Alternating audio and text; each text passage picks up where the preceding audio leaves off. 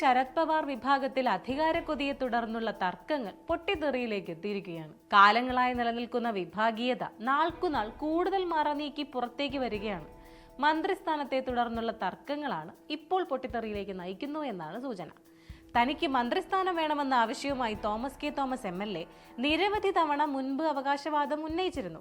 അവകാശവാദം ഉയർന്ന ഘട്ടങ്ങളിലൊക്കെ PC ചാക്കോയും മറ്റു നേതാക്കളും അദ്ദേഹത്തെ അനുനയിപ്പിക്കുകയായിരുന്നു.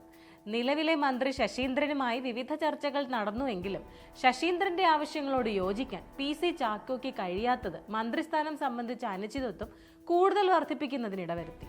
ഏറ്റവും ഒടുവിൽ PC ചാക്കോയും തോമസ് കെ തോമസ് MLAയും മന്ത്രിസ്ഥാനത്തിന് വേണ്ടി ശരത് പവാറിനെ നേരിൽ കണ്ടു എന്നാണ് ലഭിക്കുന്ന വിവരം. എങ്ങനെയും മന്ത്രിസ്ഥാനം ശശീന്ദ്രനിൽ നിന്ന് തോമസ് കെ തോമസിന് നൽകണമെന്ന് കൂടിക്കാഴ്ചയിൽ പവാറിനോട് ചാക്കോ അഭ്യർത്ഥിച്ചിട്ടുണ്ട്.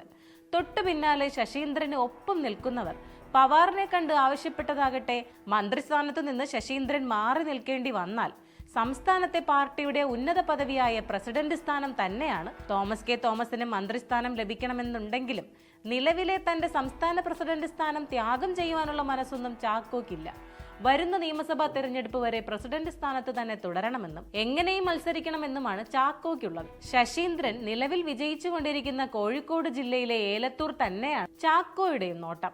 ചാക്കോ എന്തായാലും പ്രസിഡന്റ് സ്ഥാനം വിട്ടു നൽകുമെന്ന് തോന്നുന്നില്ല. ശശീന്ദ്രനാകട്ടെ പ്രസിഡന്റ് സ്ഥാനം ലഭിക്കാതെ മന്ത്രിസ്ഥാനം വിട്ടുകൊടുക്കാനും തയ്യാറല്ല. ഇനിയും മന്ത്രിസ്ഥാനം ലഭിച്ചില്ലെങ്കിൽ തോമസ് കെ തോമസ് ഇടയുമെന്ന് ഉറപ്പാണ്.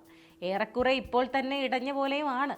നേതാക്കളുടെ ഈ തമ്മിലടിക്കിടയിൽ പാർട്ടിക്ക് അണികളും വേരും ഇല്ലെന്നതാണ് മറ്റൊരു യാഥാർത്ഥ്യം. ശരത് പവാറിനാകട്ടെ ഇവരുടെ അടി തീർക്കാനല്ലാതെ മറ്റൊന്നിനും സമയമില്ല.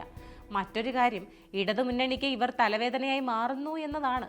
ചാക്കോയും ശശീന്ദ്രനും ഉൾപ്പെട്ട PSC നിയമന വിവാദം ഇടതുമുന്നണിയെ വല്ലാതെ ബാധിച്ചിരുന്നു.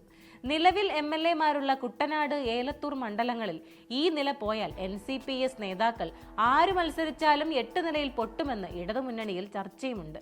എന്തായാലും NCPS വീണ്ടും പിളർപ്പിലേക്കും അതിലേറെ വിഭാഗീയതയിലേക്കുമാണ് നീങ്ങുന്നത്.